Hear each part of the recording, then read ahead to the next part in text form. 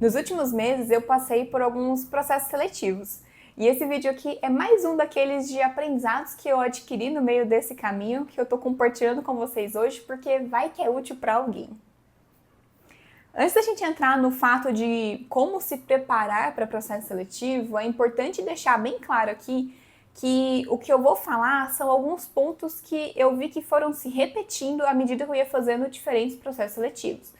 Porque a gente sabe que os processos eles não são unificados e cada empresa basicamente vai adotar o processo que mais se encaixa para ela. Então a gente pode encontrar empresas que têm 2 etapas de teste, né, desse processo seletivo, pode ser que uma empresa tenha 3 etapas, 5 etapas, 10 etapas, então cada etapa ali variando com o que de fato você precisa fazer. Mas aqui foram alguns pontos que eu fui achando em comum entre os processos que eu fui fazendo e que podem ser úteis para vocês também. Bom, acho que o primeiríssimo de tudo é pensar em processo seletivo com uma certa estratégia. Eu sei que quando a gente está começando ou está com dificuldade de achar um emprego, né, no desenvolvimento de software, a gente pode, talvez num senso de urgência, sair colocando o nosso nome em todos os processos que a gente acha no LinkedIn que estão com vagas ali em aberto.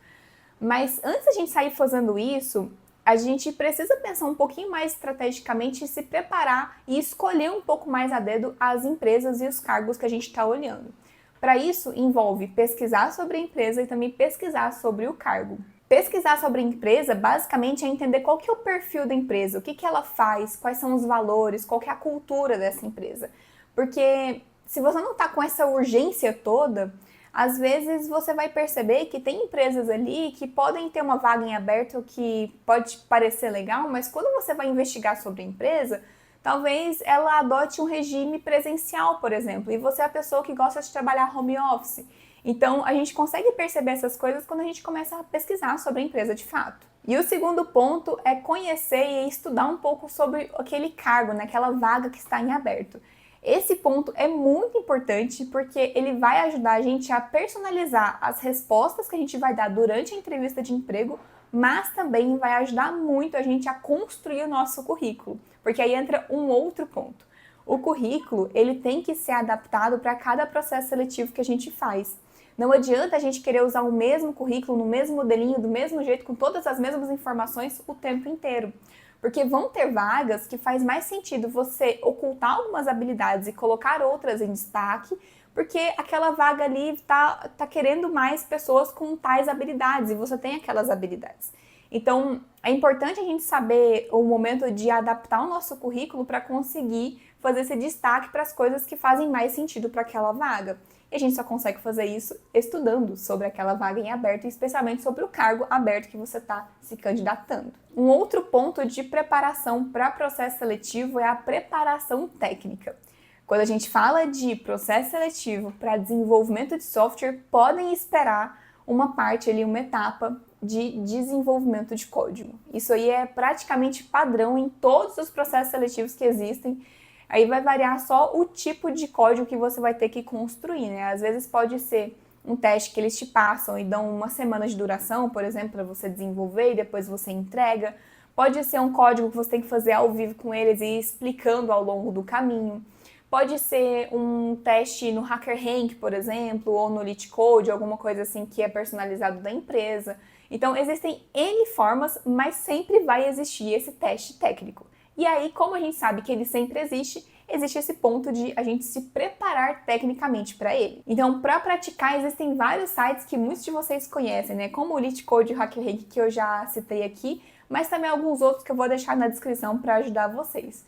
Mas todos eles têm o mesmo padrão, eles treinam a resolução de problemas. Além de resolver problemas, estudar alguns conceitos fundamentais da programação também é muito importante. Então, estruturas de dados, algoritmos e também algumas coisas da linguagem de programação que aquela vaga está pedindo. Então, por exemplo, se aquela vaga pede, sei lá, JavaScript, você vai estudar os fundamentos ali do JavaScript, que com certeza vai ter uma perguntinha ou outra sobre isso. E aí uma dica que foi uma coisa que eu usei para conseguir meu primeiro emprego há muito tempo atrás, durante a faculdade, quando eu não tinha experiência de mercado, que é deixar o GitHub bem organizado, com seus projetos mais relevantes ali, os seus projetos pessoais mais relevantes, porque eles podem sim ser um portfólio para mostrar durante as entrevistas de emprego também. Outra etapa muito importante para processo seletivo, né? A gente teve a preparação técnica, a gente também precisa da preparação comportamental. Sabe aquelas perguntas de como você superou um obstáculo X ou Y? Como você se vê daqui 5, 10 anos? Todo esse tipo de perguntas são perguntas comportamentais. E elas têm alguns macetes para a gente conseguir responder da melhor forma. Uma delas é utilizando uma técnica que é bastante comum, que se chama técnica STAR. Nessa técnica, a gente tem 4 palavrinhas mágicas aí para conseguir escrever uma boa resposta durante uma entrevista de emprego. O primeiro delas é o S do STAR, de situação. Ali vai ser a situação que você vivenciou ou a tarefa que você precisa cumprir. Depois vem o T de tarefa ou desafio que você precisava cumprir em uma determinada situação. Depois disso vem o A de ação, que é a ação que você executou para lidar com aquela tarefa. E por último o R de resultado que você obteve daquela ação. Então essa técnica ajuda a contar uma historinha aí, usando a situação, a tarefa, a ação e o resultado, para quase todas as perguntas comportamentais que a gente passa durante a entrevista de emprego. Além disso, uma dica aí que eu usei bastante durante esses últimos processos seletivos que eu fiz, que foi pesquisar sobre a empresa no Glassdoor e num site que chama Indeed, se não me engano. Esses 2 sites, eles têm uma aba lá que você consegue ver o que outros usuários colocaram, né, de perguntas que eles tiveram nas entrevistas que eles fizeram para aquelas empresas. Então, é muito útil, principalmente se você vai participar de algum processo seletivo de uma empresa grande, por exemplo, né, seja aqui no Brasil ou seja fora, porque muita gente coloca as informações lá de perguntas comuns que apareceram e você consegue ter uma noção do que esperar, principalmente dessas perguntas comportamentais que muitas vezes pega a gente de surpresa. Então, já dá uma olhada lá e vai construindo uma história usando essa técnica que não tem erro. Um outro ponto que pode ser muito útil é simular as entrevistas. Então você pode simular a entrevista de diversas formas, desde um colega ali de profissão ou até mesmo em sites que são específicos para isso. Eu sei que no HackerRank, eu acho que no LeetCoach também tem uma seção para você mocar uma entrevista, mas tem um site muito interessante que chama Interviewing.io, que ele também ajuda a fazer esse processo de entrevista. Porque basicamente você faz a entrevista de forma anônima, mas você faz com pessoas que são especialistas no mercado. Então eles já são desenvolvedores, por exemplo, sênior da vida, e que vão te ajudar ali a dar um feedback para você do que você precisa melhorar, ou de pontos ali que foi muito bom na sua entrevista. Então é um ótimo site para você conseguir treinar e chegar um pouco menos nervoso durante as entrevistas de emprego. E eu acho que, por último, quando a gente fala de processo seletivo, a gente não pode esquecer da questão da mentalidade.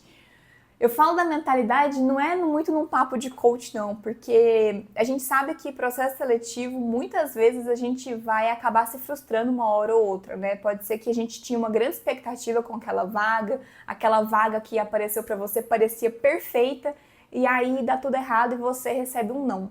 É muito fácil da gente ficar frustrado nessas situações e são situações que acontecem muito durante o processo seletivo.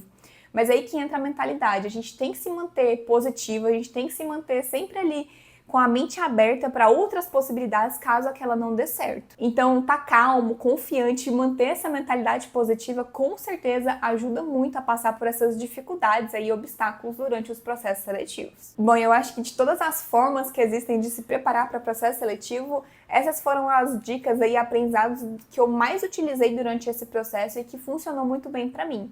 Mas é claro que deve existir N outras formas da gente se preparar e algumas dicas aí que vocês devem ter em casa que são muito valiosas também. Então, se você tem alguma dica aí que pode ajudar a galera, deixa nos comentários, porque isso sempre ajuda uma pessoa que está passando por aí. E se você tem alguma outra sugestão também, deixa nos comentários. A gente se vê no próximo vídeo. Um beijo e até lá!